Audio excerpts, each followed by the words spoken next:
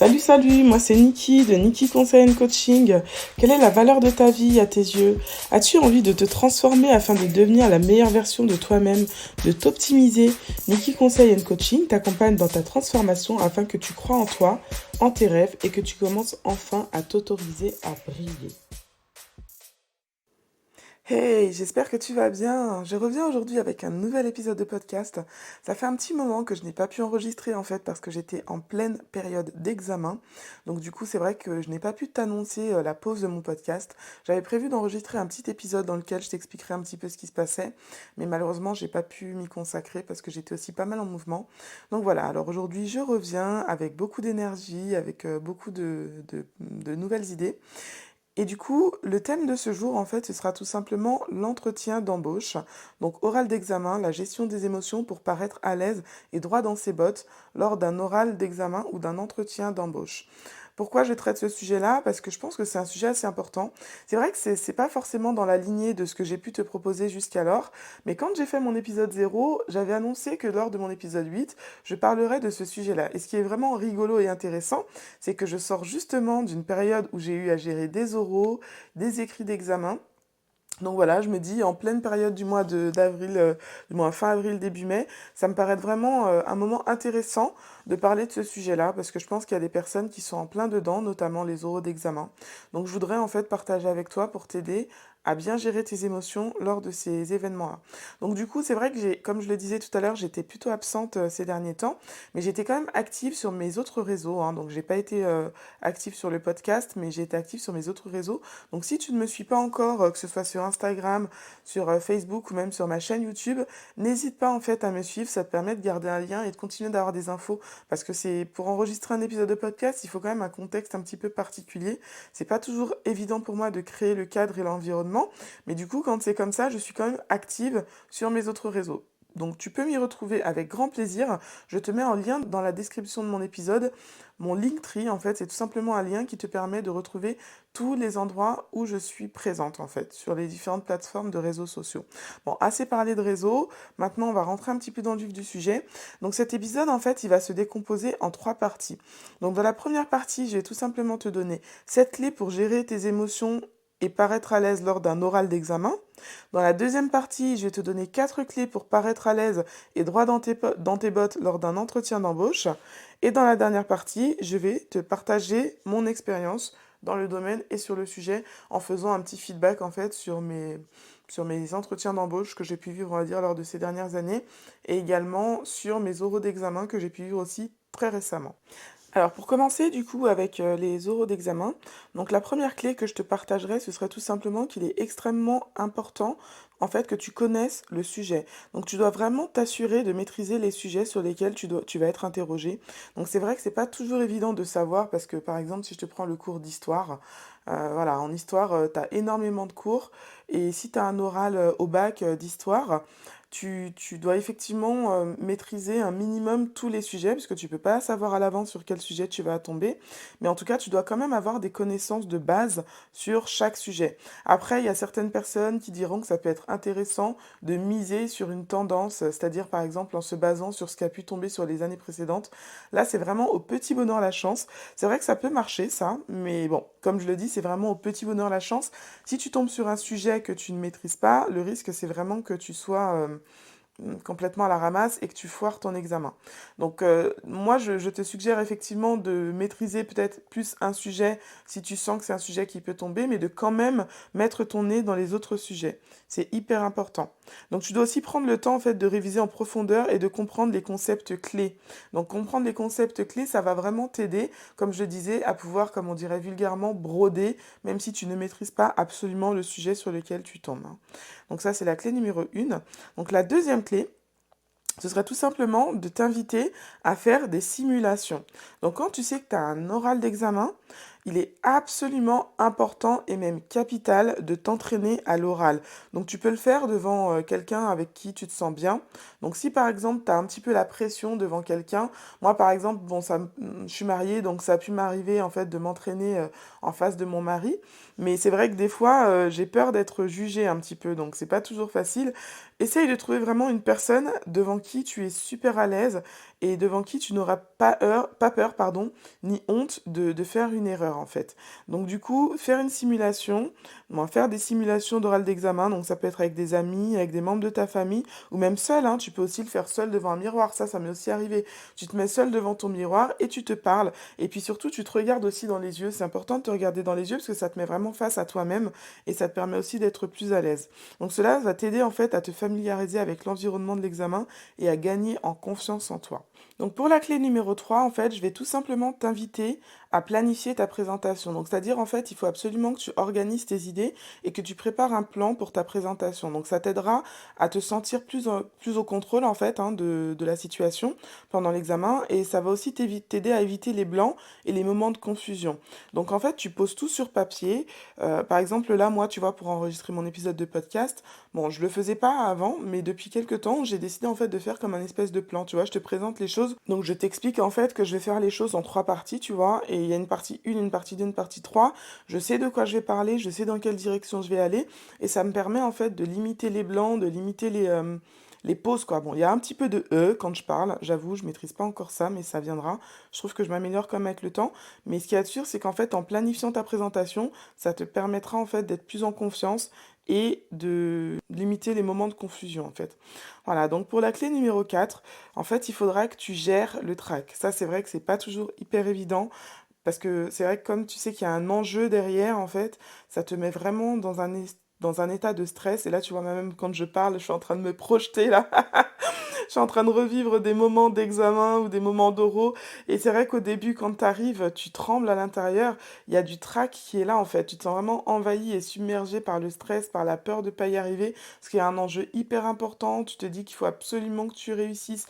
Tu te dis qu'il faut absolument que tu fasses gaffe à ce que tu vas dire, que tu dois pas dire de bêtises et tout. Donc ça génère en fait en toi un petit peu de stress. Hein. C'est hormonal, la machine, elle est faite comme ça. Et donc du coup, ça te donne du trac. Donc en fait, tu dois vraiment essayer des techniques de relaxation, donc comme la respiration profonde, la méditation ou la visualisation positive pour réduire ton stress et ton anxiété avant ton examen.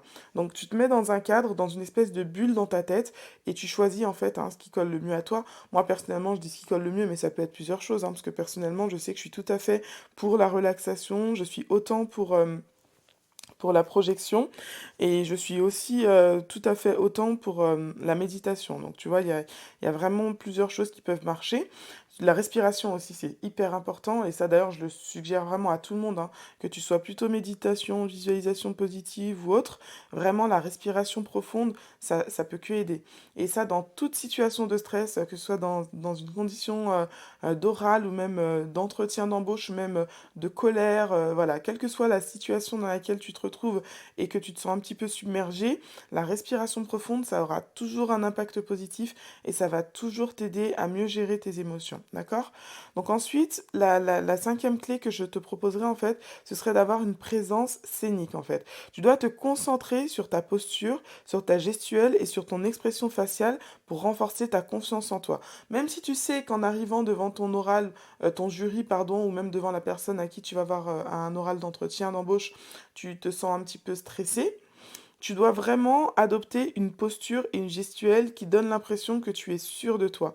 Moi, je dis toujours, en fait, c'est comme si tu joues un rôle, c'est comme si tu mets la casquette de la personne hyper droit dans ses bottes, même si tu sais que t'es pas comme ça, mais à l'intérieur de toi, tu dois projeter ça, en fait. Tu dois vraiment donner l'impression que tu es dans cet état d'esprit-là, d'accord?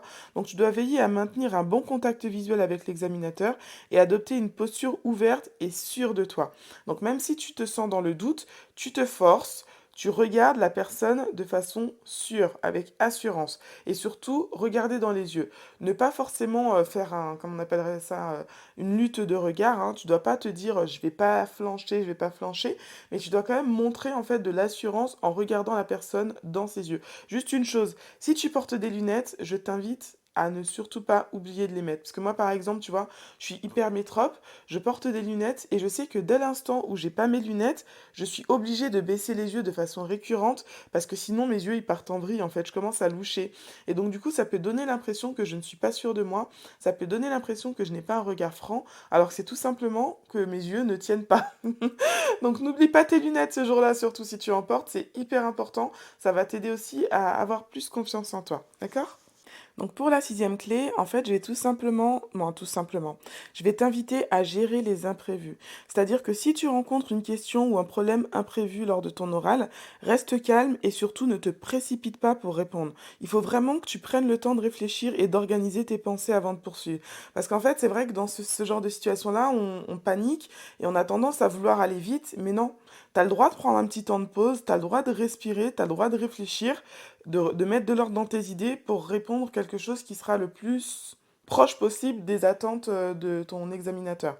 Ça, c'est vraiment important. C'est vrai que des fois, on peut douter et puis du coup balancer des idées comme ça, mais finalement, c'est pire que mieux. On se tire une balle dans le pied parce que on passe pour quelqu'un comment dire, pas d'instable, mais pour quelqu'un qui ne maîtrise pas son sujet. Et c'est vraiment dommage. Parce que si tu prends juste un petit temps de réflexion, peut-être que tu vas avoir des idées qui vont revenir, parce que tu les as probablement lues, tes cours, du moins j'espère. Si tu as suivi le conseil que je t'ai donné précédemment, tu as lu tes cours, donc tu les connais quand même un minimum. Donc en fouillant au fond de tes idées, en te concentrant, tu réussiras à trouver quelque chose. Moi, des fois, je rigole, mais je dis que je suis une brodeuse professionnelle, même à l'écrit, hein. Franchement, des fois, je sais pas quoi dire, je me dis comment je vais m'en sortir. Et donc je réfléchis, j'essaye vraiment de me mettre à la place de mon examinateur et je me dis quelle attente il peut avoir, qu'est-ce qu'il aimerait bien que je lui réponde à ce moment précis. Et du coup, ça t'aide vraiment à essayer de sortir quand même quelque chose, même en maîtrisant pas forcément le sujet qui t'est demandé. Voilà. Donc le septième point, donc la septième clé qui me permettra de clôturer pardon, les sept clés pour réussir ton oral d'examen, ce sera de pratiquer l'autocompassion. Donc tu dois absolument te rappeler que l'erreur est humaine et que personne n'est parfait. Si tu fais une erreur ou si tu ne sais pas comment répondre à une question, montre-toi indulgente envers toi-même et continue à avancer. Ne te bloque pas, ne te mets pas ne rajoute pas du stress, ne te mets pas à pleurer, ne craque pas. Fais preuve de compassion, pardon, envers toi-même. D'accord? C'est hyper important. Parce que des fois, on a trop tendance à se mettre une pression, vraiment à être hyper exigeant vis-à-vis de soi-même. C'est juste hein, d'être exigeant. Moi, personnellement, je sais que je suis une personne hyper exigeante vis-à-vis de moi-même, et du coup, je le suis aussi vis-à-vis des personnes qui m'entourent. Mais il y a des fois où il faut quand même savoir un peu lâcher du lest et faire preuve d'autocompassion. Donc en suivant ces petits conseils, en fait, tu deviendras, en tout cas, ça te permettra d'être en mesure de gérer tes émotions et de paraître plus à l'aise lors de ton oral d'examen. Donc ça, c'était la fin de ma première partie. Donc maintenant, je vais enchaîner avec ma deuxième partie qui se porte plus, on va dire, sur, comme je le disais, un entretien d'embauche. Donc c'est un oral aussi, mais c'est un autre type d'oral. Donc pour améliorer tes chances de réussir ton entretien d'embauche, il est vraiment important de faire des recherches sur l'entreprise où tu souhaites travailler en fait. Donc tu dois te renseigner sur l'entreprise, sur sa culture, sur ses valeurs, sur ses objectifs. Et en fait tout ça, ça va t'aider à te sentir plus confiante et à montrer ton intérêt pour le poste. C'est vrai que si tu arrives à un entretien d'embauche et que tu sais même pas, comment dire, quelle est la fiche de poste, tu sais même pas quelle est la vision de l'entreprise, tu sais pas quelles sont leurs attentes, quelle est la façon dont ils s'organisent et tout ça, ça fait pas très sérieux et du coup c'est vrai qu'ils aiment pas trop en général les recruteurs. Ils aiment bien que quand tu arrives, tu fait des recherches, que tu maîtrises un petit peu le sujet, que tu connais un petit peu les valeurs de l'entreprise, que tu sais un petit peu quelles sont leurs attentes et comment ils font les choses et tout ça. Donc vraiment, fais des recherches en amont, surtout qu'aujourd'hui à l'ère d'internet, c'est assez facile, hein. Tu tapes le nom de l'entreprise pour laquelle tu veux travailler, tu recherches un petit peu des choses sur leur mode de fonctionnement, sur leurs valeurs, sur leurs attentes. Et comme ça, lors de l'entretien d'embauche, tu pourras ressortir ce genre de choses. Et tout de suite, ça fait très sérieux et ça donne l'impression que tu t'intéresses vraiment à l'entreprise et non pas tout simplement au poste. Et aussi, ils pourront te projeter dans l'entreprise et se dire que comme vous collez aux mêmes valeurs, en fait, ça pourrait être plus simple de travailler et d'évoluer ensemble. Donc le deuxième point, pour pas dire la deuxième clé qui peut être intéressant de considérer, en fait, c'est d'analyser les compétences requises. Donc du coup, tu dois vraiment analyser la fiche de poste, tu dois étudier attentivement la description du poste et identifier les compétences clés requises pour le rôle. Donc sois prêt à parler des situations dans lesquelles dans lesquelles en fait tu vas démontrer ces compétences. Donc tu peux faire une projection. Si par exemple tu as déjà eu une expérience dans ce domaine-là, tu peux parler de choses que tu as déjà vécues dans le passé, de problèmes que tu as résolus en fait, qui collent à la fiche de poste et aux attentes que le recruteur a vis-à-vis de toi pour ce poste. Donc ça c'est la deuxième clé. Pour la troisième clé, tu dois vraiment préparer tes réponses. Donc tu dois pratiquer en fait des réponses aux questions courantes d'entretien, hein. Par exemple, parlez-moi de vous, ou quelles sont vos forces et vos faiblesses. Donc ça, c'est des questions qui reviennent vraiment de façon récurrente. Donc tu dois être prête à répondre à ces questions de façon spontanée, mais posée quand même. Faut pas style que ça paraisse du tac au tac, genre en gros question pour un champion quoi. Tu dois vraiment être posé, faut que ça sorte naturellement, spontanément, et vraiment que ça donne l'impression que tu as réfléchi à la question et que tu te connais aussi. Donc ça, c'est la troisième clé. Et pour la quatrième clé, tu dois gérer ton temps. Tu dois vraiment t'arranger pour arriver à l'entretien avec quelques minutes d'avance. Donc cela te laisse le temps en fait de te calmer et de te préparer mentalement pour cet oral d'entretien d'embauche. Et du coup, ça te donne aussi une soupape, ça te donne aussi un petit temps pour faire, tout à l'heure au début de mon épisode, moi, au milieu de mon épisode, quand je te parlais en fait des oraux d'examen, je te disais qu'il y avait vraiment quatre choses importantes à faire. Donc il y avait la respiration, il y avait le fait de faire de la méditation, voilà, tous ces points-là que je t'ai donnés tout à l'heure. Tu dois aussi ne pas hésiter à les utiliser en fait pendant le petit temps que tu auras d'avance pour ton entretien d'embauche. Voilà, donc ça c'est vraiment quatre clés qui, je pense, en les maîtrisant, vont t'aider à mettre toutes les chances de ton côté pour réussir cet entretien d'embauche et pour être le favori ou la favorite. Après, un autre point important aussi, là, il s'agit d'ego, hein, malheureusement. Bon, il faut toujours essayer un peu de satisfaire l'ego des gens pour gagner aussi dans certaines circonstances. Du coup, il faut aussi que tu t'attaches à connaître le nom. Vraiment, c'est hyper important, le nom du CEO ou du PDG de l'entreprise. Donc, bon, je te parle du CEO, du PDG, tu dois aussi quand même maîtriser le nom de la personne qui t'interroge, hein, moi, qui te fait l'entretien. Parce que si tu arrives à un entretien d'embauche et que tu n'es même pas en mesure de saluer la personne en l'appelant par son nom, c'est un peu la honte, hein, ça la fout mal, hein. Donc, tu dois connaître le nom des personnes avec qui tu vas avoir l'entretien, tu dois vraiment connaître ce nom, savoir le prononcer correctement. Tu dois le prononcer avec franchise, tu vois, en étant sûr de toi. Au moment de la poignée de main, tu dois vraiment avoir une poignée de main qui sera franche et ferme pour montrer de l'assurance, hein. Voilà, et vraiment connaître le nom du DG ou du CEO de la société, ça montre vraiment que tu suscites de l'intérêt pour l'entreprise, hein, d'accord? Parce que c'est vrai que faut pas que tu donnes l'impression juste de vouloir absolument ce travail, peut-être parce il propose un bon salaire ou peut-être parce que tu es en galère. Tu dois montrer de l'intérêt pour la société. Et donc montrer de l'intérêt par la société, ça passe aussi par connaître le nom de la personne qui te reçoit à l'entretien, par connaître le nom du CEO et aussi par connaître les noms des personnes importantes dans l'entreprise. Peut-être aussi connaître l'année de création de l'entreprise aussi, ça peut être une clé importante. Tu vois, si par exemple lors de l'entretien, tu dis voilà, je sais que cette entreprise, elle a tant d'années, tu parles un peu de l'historique de l'entreprise, mais tout de suite, ça fait hyper sérieux, quoi. Ça montre vraiment que tu maîtrises le sujet, que t'es pas là par hasard et que voilà, t'es intéressant et intéressé et ça donne envie, ça donne vraiment envie. Donc voilà quelques clés pour bien maîtriser un entretien d'embauche. Alors moi, là maintenant, je vais partager un petit peu mon expérience. Bon, on va parler un petit peu négociation.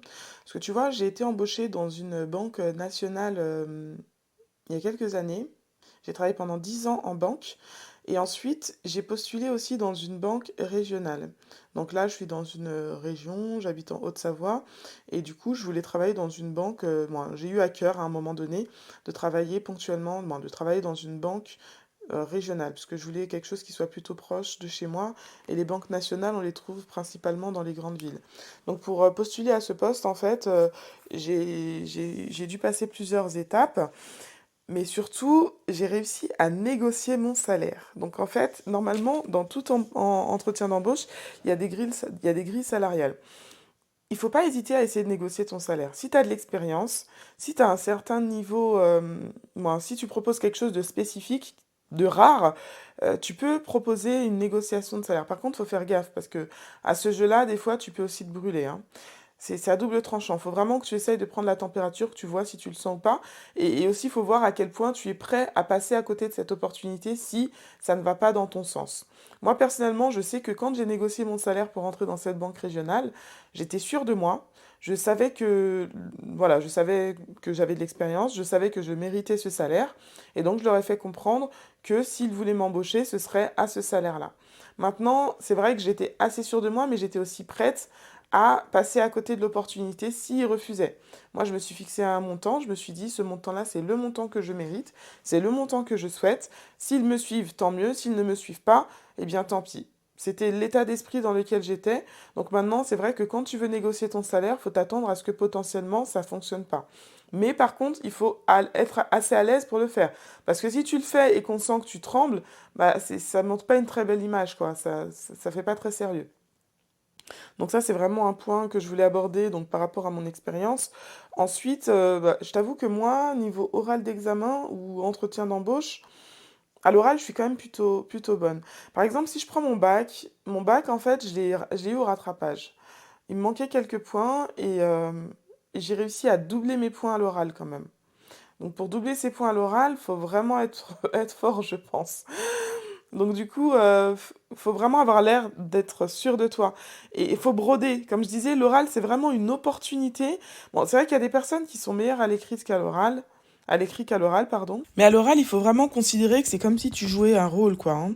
Moi, souvent, quand j'arrive à un oral d'examen ou à un entretien d'embauche, déjà, avant de me présenter devant la personne, voilà, je respire à fond, je prie un petit coup, et du coup, je me mets dans un rôle. Je me dis, bon, là, t'es plus Nika, allez, tu sors un petit peu de toi, là, tu es une personne sûre de toi. Bon, c'est pas dire que je suis pas sûre de moi, mais je me mets vraiment à un niveau supérieur, quoi. C'est-à-dire que je me dis que là, tout ce qui est stress et tout, je le rejette, quoi. Tu vois, je le rejette. Je refuse de laisser le stress m'envahir. Je lui parle même au stress. Je lui dis, toi, là, stress qui essaie de m'envahir et de me faire douter de moi, de me faire trembler, je n'ai pas besoin de toi. Tu dégages. Tu me laisses tranquille et je vais réussir cet oral.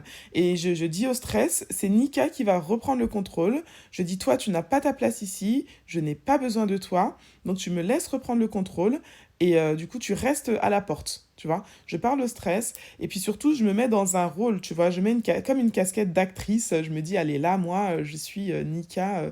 Elle me voit déjà dans le poste, quoi, en fait. Tu vois, je me projette comme si le poste, il m'appartenait déjà. Et je me mets vraiment dans la tête que c'est moi qu'il leur faut, en fait. Je me dis pas, style, j'ai besoin de ce travail. Je me dis, ils ont besoin de moi pour faire ce travail, tu vois.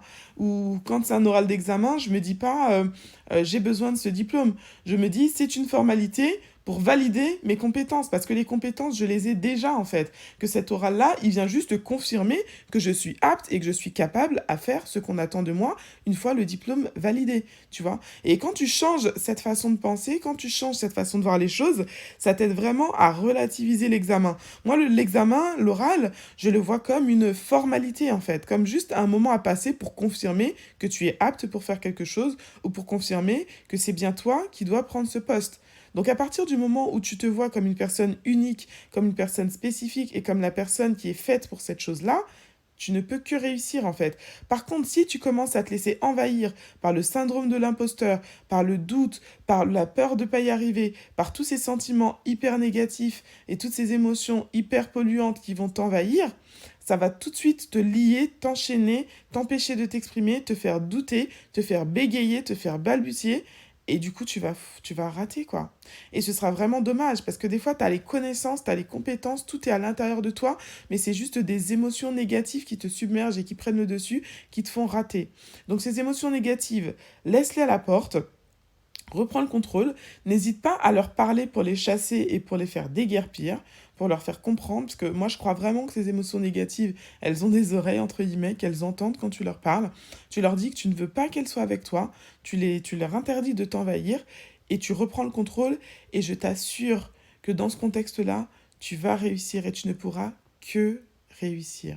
Donc voilà, c'était mon petit épisode sur l'accompagnement à la gestion du stress lors des oraux d'examen et des entretiens d'embauche. J'espère que cet épisode t'aura plu. En tout cas, comme d'habitude, ça a été un réel plaisir pour moi de partager cette petite expérience avec toi. Si jamais tu veux aller un petit peu plus loin sur le sujet, n'hésite pas à revenir vers moi, soit en me mettant un commentaire et en me le signifiant, soit en me retrouvant sur les réseaux. Donc comme je te l'ai déjà expliqué au début de mon épisode, je suis présente sur les différents réseaux. Donc je te mets en lien en description de mon épisode, pardon, mon Linktree, comme ça tu peux me retrouver sur les différentes plateformes de réseaux sociaux.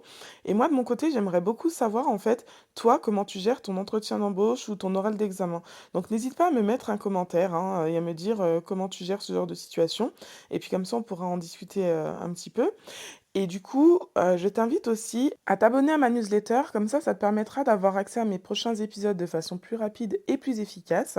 Et du coup, ça me permettra aussi de pouvoir te partager, des éléments, hyper intéressants et te booster au quotidien du moins, au quotidien. Pas tous les jours non plus, mais en tout cas de te donner des petites paroles encourageantes pour t'aider, à bien gérer ton quotidien. Voilà, voilà. Et ben écoute, en tout cas, c'était, comme je le disais, encore un réel plaisir pour moi de partager cet épisode avec toi. Donc vraiment, je te dis au plaisir, à bientôt et surtout, prends bien soin de toi et des tiens. Prépare-toi à renouveler ton système de pensée et surtout, n'oublie pas de briller.